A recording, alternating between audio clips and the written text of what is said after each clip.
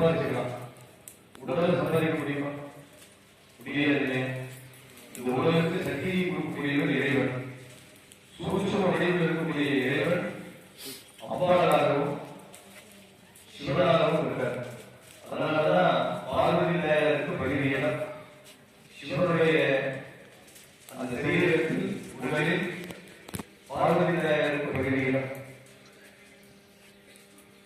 நம்முடைய முன்னோர்கள் வாழ்ந்த காலகட்டங்களில் வந்து பார்த்தீங்கன்னா அவங்க 1000 ஆரோக்கியத்துக்காக குறிப்பிட்ட கடவுளுக்கு ஆசனம் பண்ணாங்க. கடவுளே எனக்கு 1000 ஆரோக்கியத்தை கொடு, கையில சுருட்ட கொடு. அதெல்லாம் தெரிஞ்சுக்கிட்டாங்க. உடல் நல்லா இருந்தா மற்றவர்களால் நம்ம காப்பாற்ற முடியும் அப்படின்னு. இந்த உடல் நல்லா இல்லாம மற்றதையெல்லாம் நம்ம காப்பாற்ற முடியும்.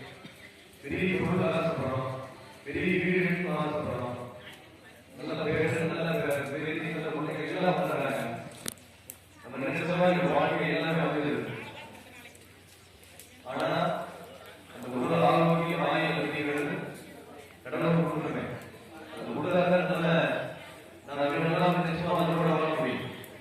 அதனால உடம்புக்கு தேவையில்லாத குறைபாடுகள் வரக்கூடாது, கஷ்டமான சூழ்நிலைகள் உருவாகக்கூடாது.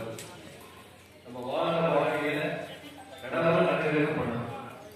சிவன் நம்மளோட ஒவ்வொருத்தருக்கும் சிவன் நினைச்சால் மட்டுமே ஆகின்றான். சிவபெருமான் நினைச்சால் மட்டுமே ஆகின்றான்.